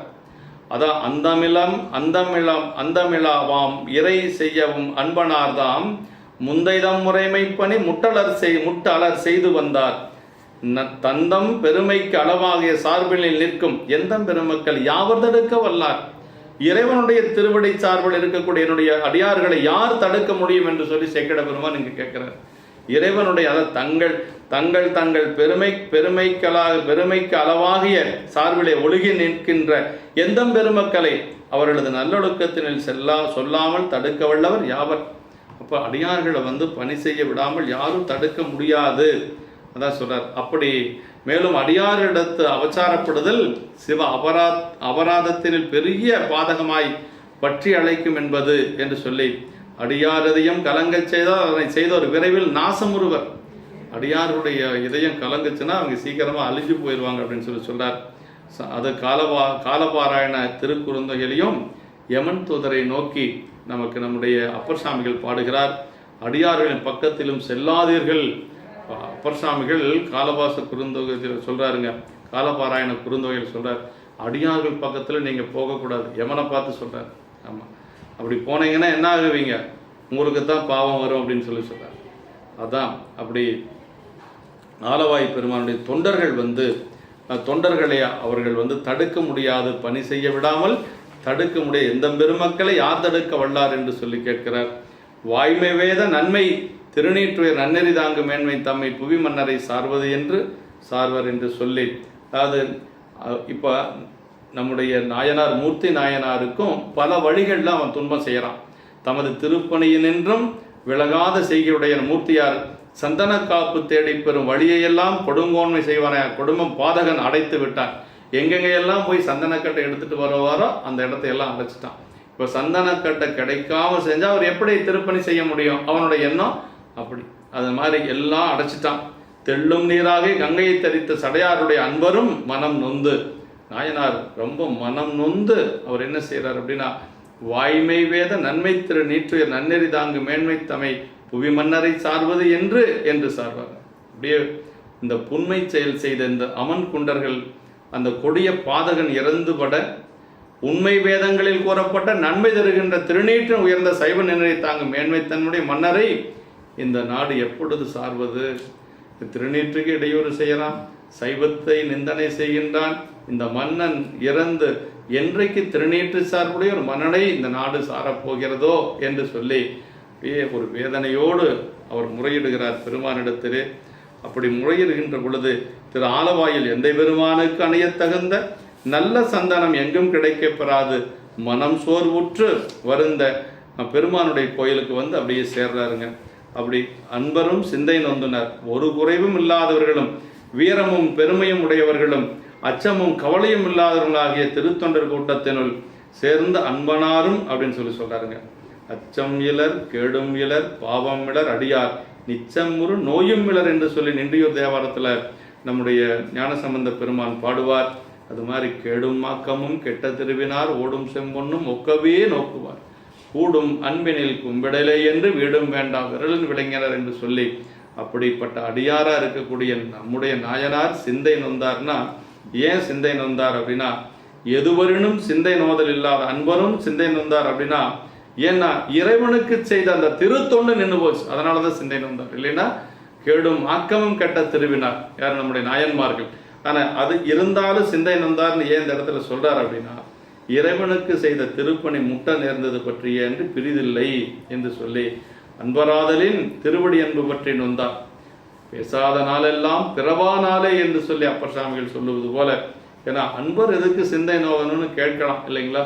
ஆனா செய்து வந்த பணி முட்டு பெறுகின்ற பொழுது சிந்தை நோவாங்க, வேறொன்றுக்காகவும் சிந்தை நோக மாட்டாங்க. அடியார் பெருமக்கள் தமக்கு அச்சம் இலவாம் மிரை செய்யவும் அவ்விடுக்கன் ஒன்றினுக்கும் அஞ்சாது உரைப்புடன் பணி செய்து வந்த திண்ணிய மனம் திருப்பணிக்குரிய சந்தனம் பெறாமையால் திண்மை சாய்ந்தது. அந்த திண்மை சந்தனம் கிடைக்காதனால சாய்ந்து போச்சு, வேற ஒன்றும் இல்லைங்க. நட்டம் புரிவாரணி நத்திருமை பூச்சி என்று முட்டும் பரிசாயினும் தேய்க்கும் கை முட்டாது என்று வட்டந்திகழ் பாறையின் வைத்து முழங்கை தேய்த்தார் கட்டும் புறந்தோன் நரம்பு என்பு கரைந்து தேய. என்ன செய்கிறாருன்னா, அரைக்கிறதுக்கு சந்தன குச்சி இல்லை. இப்போ சந்தனக்கட்டை இல்லாதனால என்ன செய்கிறார் அப்படின்னா, எல்லாரும் பாருங்க, அருட்கூத்த பெருமானாரனையும் நல்ல திருமெய் பூச்சு திருப்பணிக்கு இந்த முட்டு வந்து நேரும் என்ற தன்மை உண்டாயினும் அந்த சந்தனத்தை தேய்க்கும் எனது கையினுக்கு முட்டு நேராது. அதாவது சந்தன கட்டை வேண்டுமானால் அரசன் கிடைக்காமல் செய்து விடலாம், என்னுடைய கை இருக்கிறது, அதற்கு எந்த ஒரு முட்டும் வாராது என்று சொல்லி அந்த கையை அவர் வட்டமாக விளங்கிய சந்தன பாறையில் முழங்கையை வைத்து அதனை கட்டி போர்த்த புறந்தோலும் நரம்பும் எலும்பும் கரைந்து தேயும்படி தேய்த்தாராம். இப்போ எலும்பு நரம்பு எல்லாம் தோல் எல்லாம் கரைந்து தேயக்கூடிய அளவுக்கு அப்படி கையை வைத்து பாறையிலே தேய்த்திருக்கிறார் நம்முடைய பெருமான். அப்படி அதற்கு மேல ஒரு கட்டத்துக்கு மேல அப்படி கையை பாறையில் தேய்த்து கொண்டிருக்கிற பொழுது பெருமான் அதை பார்த்து அவரால் தாங்க முடியல. பொறுத்திலர் தம்பிரானார் அப்படின்னார். கள்ளின் புறந்தோய் தேய்த்த முழங்கை கழுந்து சோரி செல்லும் வரப்பு எங்கனும் என்பு திறந்து மூளை புள்ளும்படி கண்டு பொறுத்திலர் தம்பிரானார். அள்ளின் கண் எழுந்தது வந்து அருள் செய்த வாக்கு. உடனே பெருமானால் அதுக்கு மேல தாங்க முடியல. கல்லின் மேல் தேய்த்த முழங்கையை பார்த்து அப்படியே பெருமான் சிவருமான் தரித்தலர் தேவதேவர்மார் கண்ணபிரானுடைய புராணத்துல இரண்டாவது கண்ணை பெயர்க்க முற்படுகின்ற பொழுது சாமி தருத்திலர் தேவதேவர் அப்படிங்கிற அப்படியே அந்த கை வந்து நில்லு கண்ணப்ப நில்லு கண்ணப்ப நில்லு கண்ணப்பன் என்று சொல்லி 3 முறை சொல்லி அந்த பெருமானுடைய கையும் அவருடைய கண்ணை பெயர்க்கக்கூடிய கையை பிடித்தது என்று சொல்லுவார். அது மாதிரி இங்க கண்டு பொறுத்தலர் தம்பிரானார் என்று சொல்லி இதுக்கு மேல தம்பிரானால பொறுக்க முடியல. அவருடைய திருவாக்கு வெளிப்படுகிறது. என்ன சொல்றார் அப்படின்னா, ஐயனே அன்பின் துணிவினால் இக்காரியம் செய்யற்க, என்னுடைய அன்பினுடைய துணிவு எனக்கு தெரியும், அதனால் இது செய்யற்க உன்பால் வலிய கொடுமை விளைத்தவன் வலிந்து கொண்ட நாடு முழுமையும் நீ கொண்டு முன்பு புகுந்த துன்பங்கள் முழுமையும் போக்கி காத்து பின்பு உனது நியதியாக திருப்பணி செய்து முடிவில் நமது பேருலகத்தில் சேர்வாயாக. சாமி இப்பவே சொல்லிட்டார், அவன் இறந்து போயிடுவான். அவன் போனதுக்கு பிறகு இந்த நாடு முழுக்க நீ என்ன செய்யணும், துன்பங்களை எல்லாம் போக்கி காத்து உனது நியதியாக திருப்பணிகளை செய்து நமது பேருலகத்திற்கு நீ வர வேண்டும் என்று சொல்லி இறைவன் அப்படியே ஒரு அசரீதியாக சொல்லுகிறார்.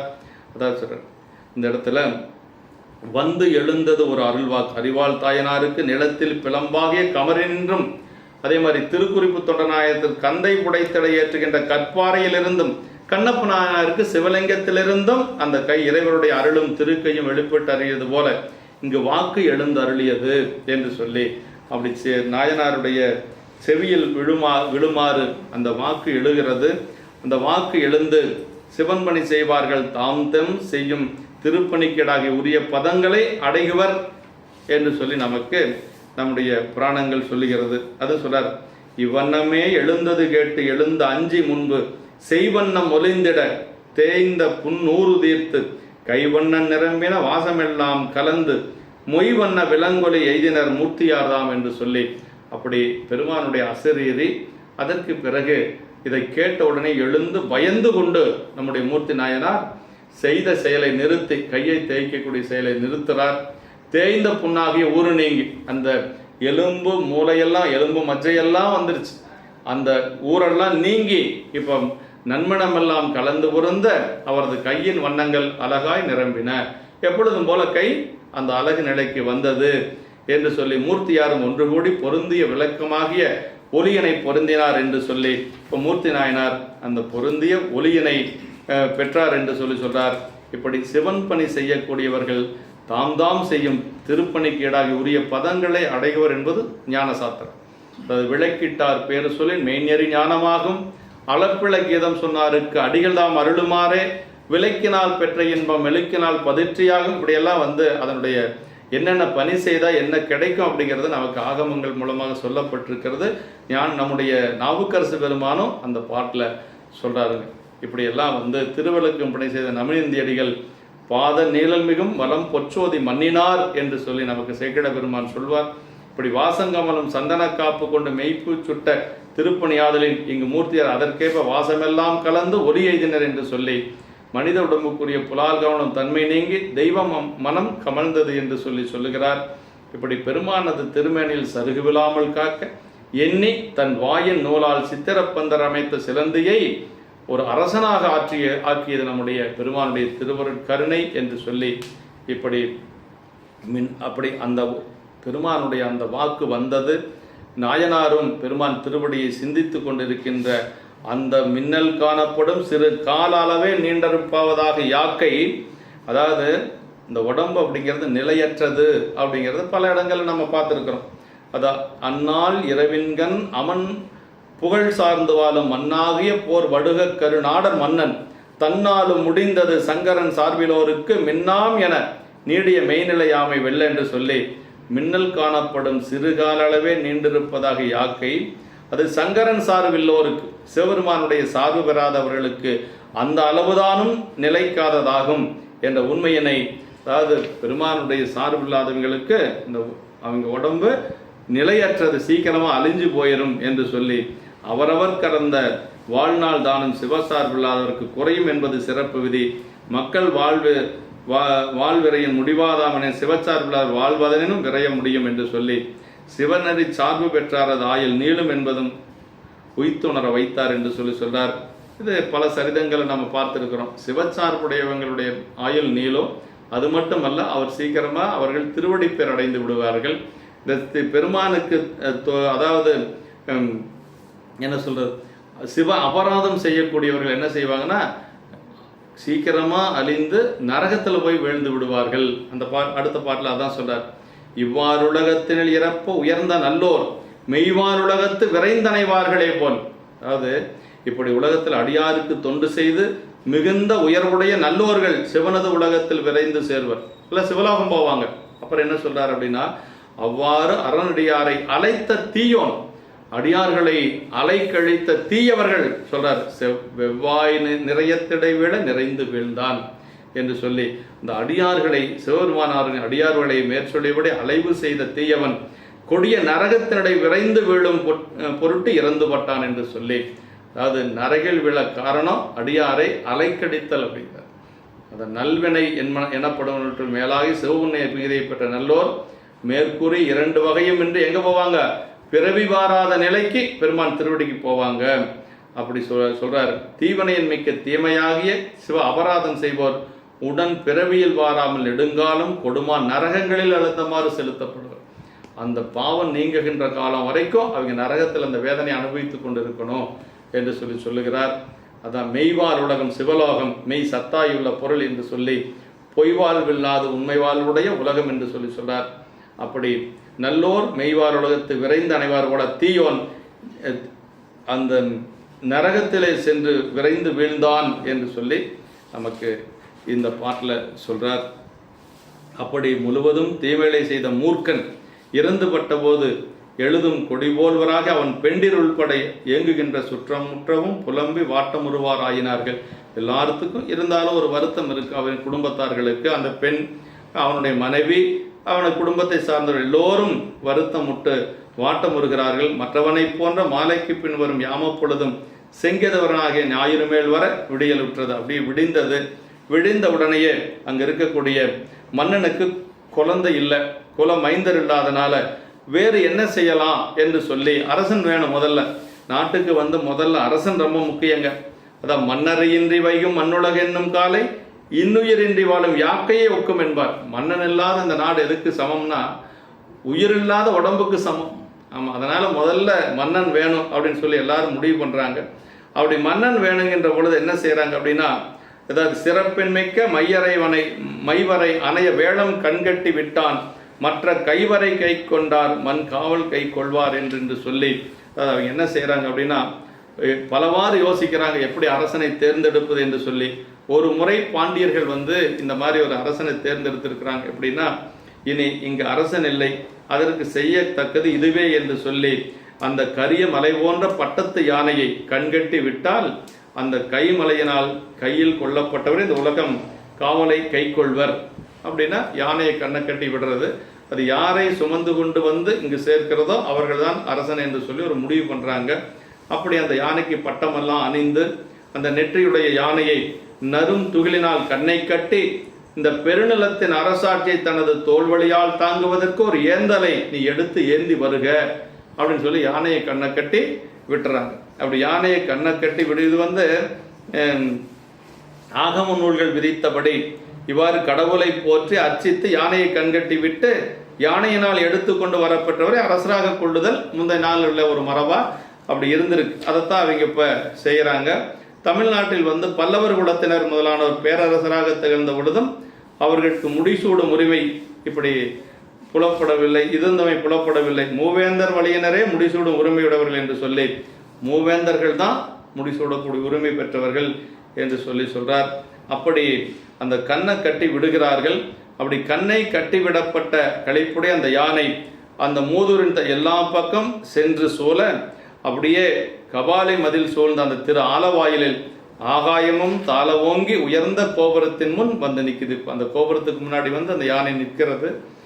நீங்கும் இரவின் கண் நிகழ்ந்தது கண்ட தொண்டர் ஈங்கியம் பெருமானருளாம் எனில் இந்த வையம் தாங்கும் செயல் பூண்பன் என்று உள்ளம் தளர்வு நீங்கி பூங்கொன்றை மிளைந்தவர் கோயில் புறத்து நிற்ப. நாயனர் எங்க இருக்கிறாருன்னா அவருக்கு தெரியும் நம்மளைத்தான் யானை சுமந்து கொண்டு செல்ல ஏன்னா நேற்றே இரவே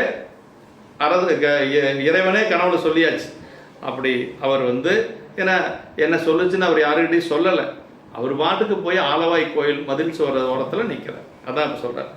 அப்படி கழிந்து போன இரவில் நிகழ்ந்த செய்தி தெரிந்த மூர்த்தி நாயனார் ஈங்கியம் பெருமானது திருவருள் இதுவாம் என்றால் இந்த நிலம் தாங்கும் அரசாட்சியை மேற்கொள்வேன் என்று துணிவு கொண்டு தனது உள்ளத்தில் கொண்ட தளர்ச்சி நீங்கி கொன்றை பூவினை சுடை பெருமானுடைய கோயிலின் புறத்திலே வந்து நிற்க.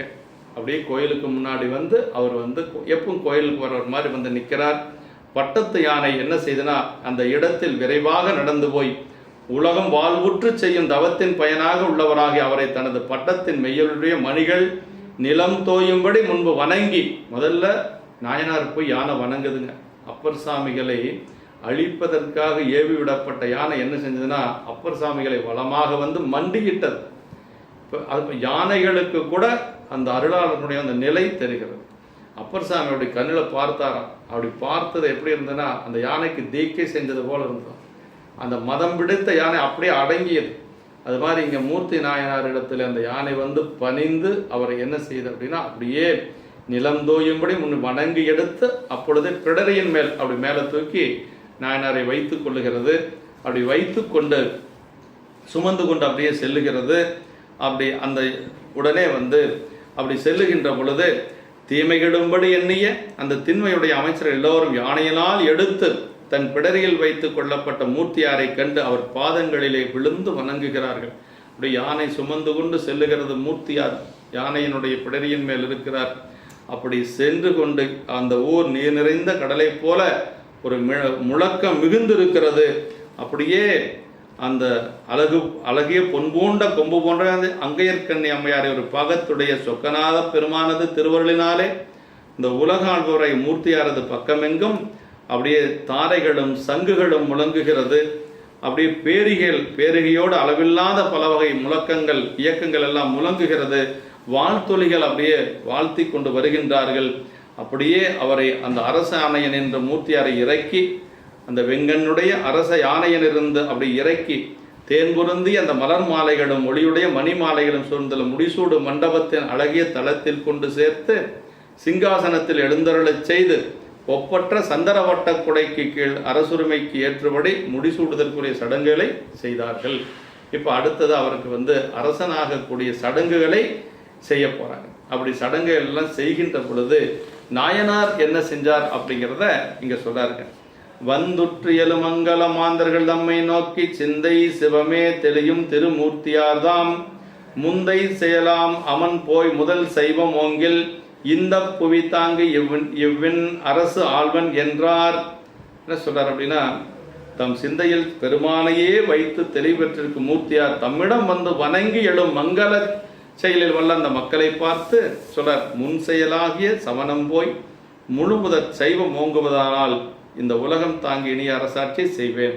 அதாவது என்ன சொல்றாருன்னா சமணம் போய் முழு முதல் சைவம் ஓங்குவது என்று சொன்னால் இந்த உலகத்தை நான் அரசாட்சி செய்வேன். அப்படின்னா அரசாட்சி செய்ய வேண்டும் என்பது அவருடைய கொள்கை அல்ல, சைவம் தலைத்து ஓங்க வேண்டும் என்பதுதான் அவருடைய கொள்கை. அதான் சொல்றாரு. இந்த உலகம், அதாவது முழு முதல் சைவம் ஓங்குவதானால் நான் இந்த அரசாட்சி, உலகம் தாங்கி அரசாட்சியை செய்வேன். எத்தனை அரசர்கள் இப்படி இருக்கிறாங்க. சேக்கிழார் பெருமான் திருக்கூட்ட சிறப்பு சொல்லார், அகில காரணர் தாழ்வணிவார்கள் தாம் அகில லோகம் ஆளற்கூரியர் அப்படின்னார். யார் ஒருவர் பெருமானுடைய திருவடிகளை வணங்குகின்றார்களோ அவர்களே இந்த உலகத்தை ஆளக்கூடிய தகுதி பெற்றவர்கள் என்று சொல்வார். அது மாதிரி இந்த அரசர் அப்படி இருக்கிறார். அதான் சொல்றார், இப்படி அடித்தாமரை அல்லதில்லார் அப்படின்னார்.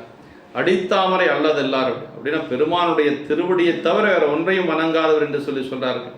இது நம்முடைய மானக்கஞ்சர நாயனார் பணத்தில் சொல்வார், அரியறியா மலர்கடல்கள் அறியாமை அறியாதார் அப்படிப்பார். அப்படின்னா இறைவனுடைய திருவடியை தவிர வேற ஒன்றையும் அறியாதவர் மானக்கஞ்சர நாயனார். அது மாதிரி இந்த நாயனார் அதே போல இறைவனுடைய திருவடியவே வணங்கக்கூடியவர் என்று சொல்றார். அப்படி சொல்லிய உடனேயே அந்த செய்ததனை கேட்ட அமைச்சர்களோடு உண்மை நூல் மிக்கவர்களும், பெரியோய் நீ எவ்வாறு அருளி செய்தனையோ அவ்வாறென்று வேறு செய்வார் யாவர், நீங்க சொல்றதை தவிர வேற யார் என்ன செய்ய போறாங்க, நீங்க எப்படி ஆட்சி செய்யணுமோ நீங்க செய்யலாம் என்று சொல்லி அவருக்கு ஒரு அங்கீகாரம் கொடுக்கிறார்கள். வையம் முறை செய்குவனானால் வயங்கு நீரை செய்யும் அபிஷேகமுமாக. அப்புறம் இன்னொன்று, அரசாட்சி ஏற்றுக்கொண்டேன்னு சொன்னா எனக்கு நீங்க அபிஷேகமாக செய்வது திருநீர் தான் செய்யணும், அதெல்லாம் சொல்றார். அதான் மும்மையால் உலகாண்ட மூர்த்திங்கிறது இந்த இடத்துல தான் சொல்றார். வையம் முறை செய்கவனாகில் வயங்கு நீரே செய்யும் அபிஷேகமுமாக செலுங்கலன்கள் ஐயன் அடையாளமுமாக அணிந்து தாங்கும் மெய் புன் சடை மாமுடிய முடியாவது என்றார். மூர்த்தியார் சொல்றாரு, உலகத்தை நான் அரசு செய்வேன், ஆனால் சிவபெருமானது திருமேனில் விளங்கும் திருநீரே எனக்கு செய்யும் மகிடாபிஷேகம். திருநீர் தான் எனக்கு அபிஷேகம். ஐயன் அடையாளமாகிய உருத்தராக்கமே பூணும் செலு கலன்கள், எனக்கு ஆபரணங்கள்லாம் நீங்க போடக்கூடாது. உருத்தராட்சத்தை தான் நான் ஒரு அரசர் சொல்றாரு பாருங்க, இதெல்லாம் எனக்கு ஒண்ணு வேண்டாம், உருத்தராட்சம் தான் எனக்கு அணிகலன்களா இருக்கணும். அப்புறம் என்ன சொல்றாருங்க, அப்புறம் மொய்த்த புன்சடைய அரச முடி, கிரீடமெல்லாம் ஒன்றும் எனக்கு வைக்கக்கூடாது. என்ன இருக்கணும், என்னுடைய சடைமுடிதான், பெருமானுடைய திருச்சின்னமாக இருக்கக்கூடிய சடைமுடிதான் எனக்கு கிரீடமாக இருக்கணும். அப்படின்னா அதான் மும்மையால் உலகாண்ட மூர்த்தி, அதான் திருநீரே அபிஷேகம். அதே மாதிரி உருத்தராக்கமே ஆபரணங்கள், அப்புறம் சடைமுடியே கிரீடமாக என்று சொல்லி, புன்சடைய அரச முடியாக என்று சொல்லி இப்படித்தான் சொல்றார். எதற்கு சொன்ன உடனே இறைவனணிந்த திருநீர் சிவன் திரள் தோன்மேல் நீரு நின்றது கண்டனை பூசுவது வெந்நீரு புண்பதமும் பொங்கரவும் பேசுவதும் திருவாயால் திருவாசகத்தில் சொல்லப்படுகிறது என்று சொல்லி இப்படியெல்லாம் நீரே அபிஷேகமாக என்று சொல்றார். அதே நம்முடைய சேரமான் பெருமான் நாயனார் தினசரி திருநீட்டில் அப்படியே குளிச்சுடுவாராம். புலரி எழுந்து புனல் மூழ்கி புனித வெந்நீற்றினில் மூழ்கினார், திருநீட்டில் அப்படியே மூழ்கிடுவார். அப்படி அரசர்கள் எல்லாம் அப்படி இருந்திருக்காங்க பாருங்களேன். ஆமா, அரசர்கள் எல்லாம் அப்படி திருநீற்றிலேயே மூழ்கிய அரசர்களாக இருந்திருக்கிறாங்க, வெந்நீற்றினுள் மூழ்கின்றார். ஆமா, அப்படி ஐயன் உருத்தராக்க கண்டிகை உருத்தராக்கம் தான் அவர் அதாவது பெண் ஒருத்தி தாலி அணைதல் நாயகன் ஒருவனுக்கு வாழ்க்கைப்பட்டதற்கு அடையாளமாதல் போல ஒரு உயிர் தனது நாயகனாய் சிவனுக்கு உரிமைப்பட்டதற்கு உருத்தராக்கம் பூணுதல் அடையாளம். ஒரு பெண்ணுக்கு எப்படி தாலி அடையாளம், ஒருத்தனுக்கு மனைவி அப்படிங்கிறதுக்கு என்ன அடையாளம், தாலி. அது மாதிரி ஒருவன் பெருமானுக்கு அடியார் அப்படிங்கிறதுக்கு என்ன அடையாளம்னா உருத்தராக்கம் அப்படிங்கிறது. அப்போ உருத்தராக்கம் இல்லாமல் இருக்கு. அதுதான் ரொம்ப இந்த சரீரத்தில் சொல்றார் நாயகர் நம்முடைய உரையாசிரியர் ஐயா. நாயகனாகி சிவனுக்கு உரிமைப்பட்டதற்கு உருத்தராக்கம் பூணுதல் அடையாளம். உருத்தராக்கம் அணியாத மக்கள் நாயகனை அடையாத மகளிரை ஒப்பர். பாருங்க, உருத்தராட்சம் போடாத எங்களுக்கு உதாரணம் என்ன சொல்றாருன்னா, கணவனை அடையாத ஒரு பெண்ணுக்கு சமம் அப்படின்னு. கணவனை அடைந்தாதான் ஒரு பெண்ணுக்கு சிறப்பு இல்லைங்களா? அதனால அது மாதிரி அப்படி அவர்களை காண்பதற்கும் அரண் கூசுவர் அப்படிங்க. அந்த உத்தராட்சம் அணியாதவங்களை பார்க்கறதுக்கு சாமி கூசுவார்களாம். நம்ம உத்தராட்சம் போடுறதுக்கு கூசுறோம், ஆனால் நம்ம சாமி உத்தராட்சம் போடலைன்னா நம்மளை பார்க்கறதுக்கு சாமி கூசுவார். அதான் இப்போ நம்ம கூசுறது முக்கியமா சாமி கூசுறது முக்கியமா? நம்ம உருத்தராக்கம் அணிவதற்கு கூசுவோம் என்று சொன்னால் உருத்தராக்கம் அணியாத நம்மை பார்ப்பதற்கு சாமி கூசுவார். ஒரு சிவப்பனை உரை சொல்றார், பூண்பதற்கு கண்டையனை கூசியிடும் புள்ளியரை காண்பதற்கும் கூசுமரன் கைத்து என்று சொல்லி திருவாக்கு. ஆமா, பாருங்க இப்படியெல்லாம் உரையாசிரியர் சொல்றார். முடிய இங்கு குறித்த நீரு கண்டிகை சடை என்ற மூன்றனையும் சிவ சாதனங்கள் முன்னர் இவற்றை பூண்டு சிவனது பேரடியராக விளங்கிய மூர்த்தியார் உலகமாலும் பேரரசராக விடும் அக்காலத்து மாறுதலின்றி இற்றையே அதற்கும் சாதனமாக கொண்ட அடிமைத்தரம் கருதுக. கேடும் மாக்கமும் கெட்ட திருவினார் ஓடும் செம்பொண்ணும் மொக்கவே நோக்குவார் அப்படின்னு. அதுதான் ரொம்ப நமக்கு திருக்கூட்ட சிறப்பில் சொல்லப்படுவது. ஆரம் கண்டிகை ஆடையும் கந்தையே என்று சொல்றார். அகில காரணர் தாழ்பணிவார்கள் தாம் அகில லோகம் ஆளற்குரியர் என்று சொல்லி நமக்கு திருக்கூட்ட சிறப்பில் சொல்லப்படுகிறது.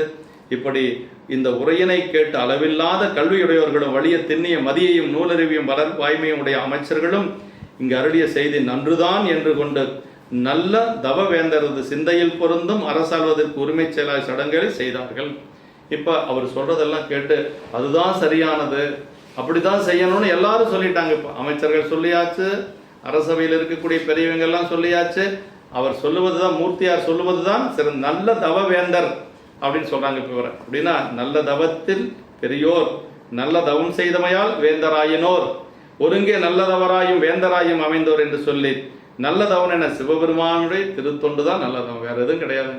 தவம்னா பெருமானுக்கு செய்யக்கூடிய திருத்தொண்டு தான் தவம். அதான் சொல்ற, மாடெங்கு நெருங்கிய மங்கள ஓசை மல்க சூடும் சடை மௌலி அணிந்தவர் தொல்லை ஏனம் தேடும் கடலார் திராலவாய் சென்று தாழ்ந்து நீடும் களிற்றின் விசை நீன் மறுகூடு போந்தார். அதாவது திருமுடி சூடிய பாடல் இது. அவருக்கு திருமுடி சூட்டுவதற்கு முன்பாக என்ன செஞ்சார்னா, ஆலவாய் பெருமானை சென்று நடந்து சென்று வழிபாடு செய்துட்டு வரார். எடுத்தோடனே எனக்கு பட்டம் சூட்டுங்கன்னு சொல்லலை. அவர் ஆலவாய் பெருமான்கிட்ட போறார். பக்கங்களில் எங்கும் கூட்டமாக நெருங்கிய மங்கள ஓசைகள் நிறைய அந்த சூடுகின்ற முடியாக சடையனையே அணிந்து வேந்தராய் விளங்கிய மூர்த்தியார் பன்றி வடிவெடுத்த விஷ்ணுவானவர் பன்றி வடிவெடுத்த விஷ்ணுவானவர் தேடும் திருவடிகளையுடைய அந்த சொக்கலிங்க பெருமானது திரு ஆலவாய் கோயிலில் சென்று வணங்கி பின்னர் நீடும் யானையின் மேல் ஏறி நீளும் வீதி வழியே அரசுலா போந்தார். முதல்ல அங்கே வணங்கிட்டு அப்புறம்தான் யானை மேலே ஏறி திருவீதி உலா போறார். கோயிலுக்கு வருகின்ற பொழுது நடந்து வர்றார் பெருமானை வழிபாடு செய்ய. அதற்கு பிறகு திருவீதி உலா செல்லுகின்ற பொழுது யானை மேலே போறார். தான் நாயனாருடைய ஒரு பெரிய சிறப்பு. ஆலவாய் சென்று தாழ்ந்து சொக்கேஸ்வரது திருக்கோயிலுக்கு சென்று அவரை வணங்கி அப்புறம் அரச முடி சூட்டி கொண்டவுடன் மூர்த்தியார் செய்த முதல் செயல் ஆலவாய் பெருமான் சென்று வணங்கியதே. முதல்ல போய் சாமி வணங்குறாருங்க. அதான் நன்றி கடன் அப்படிங்கிறது. முன் அப்பெருமான் தமக்கு செய்த பெரும் கருணைத்திறன் பொருட்டும் இனி தமது அரசாட்சிக்கு துணை நின்று செலுத்தி அருள வேண்டுவதாக திருவருளின் பொருட்டும். நான் அரசாட்சி செய்யறேன்னா உங்களுடைய திருவருள் வேணும், அப்போதான் அந்த அரசாட்சி நல்ல அரசாட்சியாக இருக்கும். அதனால் அப்படி சிறிது செல்வம் வரணும் அதில் மயங்கி தருக்கி அரணை மறந்து மரம்பர செய்யும் உலகர் இதனை அறிந்து உய்வது கடமை. கொஞ்சம் காசு வந்தால் கையில் பிடிக்க முடியாது. ஆனால் அரசராக இருக்கக்கூடிய மூர்த்தியார் முதல்லையும் போய் பெருமானை வணங்குறார். அரசர் ஆனதுக்கு பிறகும் சென்று பெருமானை வணங்குறார். அதற்கு பிறகு திருவீதி உலா போறார், சென்று தாழ்ந்துனார். ஆமாம், அப்படி முடி மண்டபத்தில் நின்று ஆலவாய்க்கு வணங்க போகும்போது வாகனமின்றி நடந்து சென்றார். ரொம்ப முக்கியங்கிறது. அப்புறம் பாருங்க, வணக்கம் முடிந்தவனரை களிற்றின் மேல் ஏறி நகர்வலமாக வீதி போந்தார் அப்படின்னார். சிவன் கோயில் தரிசனத்திற்கு செல்லும் போது வாகனம் கொண்டு செல்லலாகாது என்பது விதி. வண்டியில் போனால் கொஞ்சம் தூரத்துக்கு முன்னாடியே நிறுத்திட்டு போயிடணும். கோயில் காம்பவுண்டு வரைக்கும் நம்ம போகக்கூடாது அப்படின்னு நமக்கு அறிவுரை சொல்றார் நம்முடைய சிவப்பணி அவர்கள் என்று சொல்லி, இப்படி அந்த உலவுகின்ற பல துறைகளிலும் நீதி நடத்தும் அமைச்சர்கள் குறிப்பின்படி நிற்கவும் கலகம் செய்த அமனர் செயலாயின கட்டு நீங்கி நிலவுகின்ற திருநீட்டு நெறியும் துறையும் நீடுவாளவும் உலகமெங்கும் நிரம்பிய தன்மையுடைய சைவம் ஓங்கி நிலைவரவும் நம்முடைய மூர்த்தியார் அரசாட்சி செய்கிறார். நுதலின்கண் விழித்தவர் வாய்வின் உணங்கு நூலின் பதமெங்கு நிறைந்து விளங்க பவங்கள் மாற உதவும் திருநீரு உயர் கண்டிகை கொண்ட வேணி முன்மையினால் உலகாண்டனர் மூர்த்தியார் தாம் என்று சொல்லி சொல்லாருங்க. அவர் மூர்த்தியார் அரசாண்டது அந்த பாட்டில் சொல்றார். நெற்றியின் கண் விளையுடையவராகிய பெருமானது வாய்மையாகிய நுண்பொருள் கொண்ட நூலின் பொருள் எங்கும் நிறைந்து விளங்கவும் பவங்கள் மாறவும் அப்புறம் உதவுகின்ற திருநீரும் உயர் உருத்தராக்க கண்டிகையும் கொண்ட சடையும் என்ற முதன்மை பெற்ற மும்மையினால் மூர்த்தியார் தாமே உலகத்தை ஆட்சி செலுத்தினார் என்று சொல்லி, அதாவது இவர் கொண்ட கொள்கையில் குறைப்பாக நின்று அந்த மூன்றையுமே பொருளாக கொண்டு ஆட்சி உலகெங்கும் நிரம்பிய சைவம்னாருங்க. சைவ நிலையே உலகெங்கும் நிரம்பியுள்ளது என்று சொல்லி சொல்லாருங்க. ஆமாம், அதாவது நீற்று நெறித்துறை, நீற்று நெறியாத சிவநெறி, இதுவே ஒளிநெறி பெருநெறி திருநெறி என்று சொல்லுவதெல்லாம் திருநீற்று நெறி தாங்க. அதுக்கு மேலே ஒரு நெறி கிடையாதுங்க. ஆமாம், சத்தியும் சிவமாய தன்மையில் உலகமெல்லாம் ஒத்தோவாவானும் பெண்ணும் உயர் குண உணியுமாகி வைத்தன ஆனவால் வந்த ஆக்கம் இவ்வாழ்க்கை எல்லாம் என்று சொல்றார். யாதொரு தெய்வம் கொண்டேர் தெய்வமாக யாங்கே மாதொரு பாகனார் தாம் வருவர் என்று சொல்லி நமக்கு சிவஞான சித்தியார் சொல்லுவது போல அவர் அப்படியே சைவ சமயத்திலே நெறியிலே, அந்த சைவ நெறியிலே பிறளாது நின்று பணி செய்து அந்த அரசாட்சி செய்கின்றார். நம்ம சைவ சமயத்தை பற்றி சிவஞான சித்தியார் சொல்லுகின்ற பொழுது என்ன சொல்றாருன்னா, அதாவது வேதங்களாலும் அறிய சைவமே எல்லாமாய் நிற்பது என்றது உண்மைங்கிறார். இதுவாகும் அது அல்லது எனும் பிணக்கது இன்றி நீதியினால் இவையெல்லாம் ஓரிடத்தே காண நின்றது யாதொரு சமயம் அது சமயம் என்று சொல்லி நமக்கு சிவஞான சித்தியார் சொல்லுது. இது ஆகு அது அல்லாது ஆகாது என்று சொல்லி இல்லாம நீதியினால் இவை எல்லாம் ஓரிடத்தே காண நின்றது யாதொரு தெய்வமோ சமயம் அது சமயம் என்று சொல்லி சொல்லப்படுகிறது. எப்படி இந்த மாதிரி நமக்கு நம்முடைய நாயனார் அந்த 3 பொல்களை கொண்டு மும்மையினால் உலகாண்டார் என்று சொல்லி சொல்லப்படுகிறது. அதாவது ஒரு துறவியார் அப்படிங்கிறது இந்த இடத்துல சொல்றார். ஏழங்கமல் போதையர்தம் திறமென்று நீங்கும் சீலங்கொடு வெம்பொலன்று என்றவுடன் வென்று நீங்கி ஞாழம் தனி நேமி நடாத்தி நலங்கோடு ஊழி காலமுயிர்கட்கு இடரான கடிந்து காத்து என்று சொல்லி, அது மயிர் சார்ந்து மனம் வீசுகின்ற கூந்தலையுடைய பெண்களின் தொடர்பனை என்றைக்கும் நீக்கிய துறவொழுக்கமாகி சீலத்தை மேற்கொண்டவராய் நாயனார் ஒரு துறவி. மெல்லிய ஐம்புல இன்பங்களை பகைகளுடன் சென்று நீக்கி உலகனை தனி ஆணையினால் ஆட்சி செலுத்தி நன்மை கொள்ளும் ஊழிக்காலம் உயிர்களுக்கு வரும் இடர்கள் வாராமே உயிர்களுக்கு துன்பம் வாராது அவர் அந்த பிரம்மச்சரிய நிலையில இருந்து துறவு நிலையில நின்று இந்த நாட்டை ஆட்சி செய்தார் என்று சொல்லி சொல்லுகிறார். அது பாதம் பர மன்னவர் சூழ்ந்து பணிந்து போற்ற ஏதம் பிணியா வகை இவ்வுலகாண்டு தொண்டின் பேதம் புரியா அருள் பேரரசர் ஆளப்பெற்று நாதன் கடல் சேவடி நன்னினார் அன்னலாரே என்று சொல்லி இப்படி தம்முடைய பாதங்களை வேற்றரசர்களும் சூழ்ந்து வந்து பணிந்து போற்ற கெடுதிகள் பீடிக்காத வகையில் எந்த ஒரு துன்பமும் இல்லாத வகையிலே இந்த உலகத்தை அரசாண்டு திருத்தொண்டின் என்றும் விலகாத அருள் பேரரசும் ஆளப்பெற்று தொண்டும் செஞ்சுக்கிறார், அரசாட்சி செய்து கொள்ளுகிறார். இறைவனாரது கடலடைந்த திருவடிகளை பெருமையுடைய மூர்த்தியார் அடைந்தார் என்று சொல்லி அப்படி பெருமானுடைய திருவடியை மூர்த்தியார் அணைந்தார் என்று சொல்லி நமக்கு நம்முடைய நாயனார் எப்படி அரசரானார், அரசரான நாயனார் எப்படி ஆட்சி செய்தார் என்று சொல்லி சிவன் அடையாளங்களாகிய அந்த திருநீறு கண்டிகை சடை என்ற சாதனங்களை வெறும் வேடத்திற்காக புனைந்தாலும் விருப்பமின்றி உன்னினும் பயன் தரும் மருந்து போல அவை மட்டில் பயன் தந்தே விடும் என்பது நூல் துணிவு. விருப்பம் இருக்குதா இல்லையே போட்டுட்டா போதுங்கிறாரு. ஏன்னா ஒரு மருந்து சாப்பிட்றீங்க, விருப்பம் இல்லாத மருந்து சாப்பிட்டாலும் மருந்து வேலை செய்யும். அது மாதிரி வேடம் அணிவது அப்படிங்கிறது வேடம் அணிந்தால் அந்த வேடத்துக்கு உண்டான வேலையை வேடம் செய்யும் என்று சொல்லி அதை நமக்கு அப்படியெல்லாம் இதில் சொல்லப்பட்டிருக்கிறது என்று சொல்லி இப்படி நம்முடைய நாயனார் தொண்டின் பேதம் புரியா சிவ தொண்டிலும் அவர் பிரியாது சிறிதும் திறம்பாத அருட்பேரரசு அப்படின்னார். சிவனது அருளின் கீழாத சிவனது அருளின் கிழதாகிய பெரும் பாக்கியம் உலகாலும் அரசினும் அரணது திருத்தொண்டாகிய அரசே பெரிது என்று காட்டுவார். அதாவது உலகை ஆளுவது பெரிதல்ல, பெருமானுக்கு செய்யக்கூடிய திருத்தொண்டே பெரிது என்று சொல்லி காட்டியவர் நம்முடைய அருட்பேரரசு என்று சொல்லி சொல்லுகிறார். நம்முடைய வீரவாகு தேவர் கந்தபுராணத்தில் யுத்தகாண்டம் முடிந்து இறைவனிடத்திலே வரம் கேட்கின்ற பொழுது முருகப்பெருமானிடத்திலே கேட்பார்.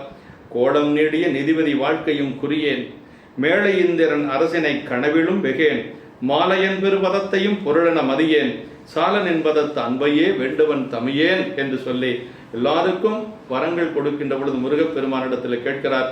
எனக்கு குபேர வாழ்க்கையெல்லாம் ஒன்றும் தேவையில்லை, இந்திரனை போல நான் தேவர்களுக்கு தலைவனாக இருக்க வேண்டும் என்று சொல்லி நான் கனவிலும் நினைத்தது இல்லை. திருமால் பிரம்மன் போன்றவர்களுடைய அடைந்த பதத்தை நான் ஒரு பொருளாகவே மதிப்பதும் இல்லை என்ன சொல்றாரு. சாலன் என்பதத்து அன்பையே வேண்டுவன் தமியேன் என்று சொல்லி உன்னிடத்தில் நான் அன்பை மட்டும் வேண்டுகிறேன் என்று சொல்லி முருகப்பெருமானிடத்திலே அந்த வீரவாகு தேவர் கேட்ட வரத்தினை உள்ளுரையாக கொண்டு அதுபோல இறைவனிடத்திலே அன்பு கொண்டு அந்த வேடங்களையே முப்பொருள்களையே உலகாலும் பொருளாக கொண்டு வாழ்ந்தவர் நம்முடைய நாயனார். அப்படி அவருடைய பெருமை அன்னலார் அப்படின்னா பெருமையுடையவர் என்று சொல்லி அப்படி பெரும்பேராகி சிவனடி பேறு பெற்ற இடமாதலின் இப்படி அன்னலார் என்று சொல்லி சொல்லுகிறார். அப்படிப்பட்ட மூர்த்தி நாயனாருடைய திருவடி தாமர்களை வணங்கி அவருடைய குருபோசை நாளிலே அவரை போற்றி வழிபாடு செய்வோம் என்று சொல்லி நிறைவு செய்கின்றோம். என்றும் இன்பம் பெருகும் இயல்பினால் ஒன்று காதலித்து உள்ளமும் வாங்கிட மன்றுளார் அடியார் அவர் வான்புகள் நின்றதெங்கும் நிலவு உலகலாம். திருச்சிற்றம்பலம். 1 மணி நேரம்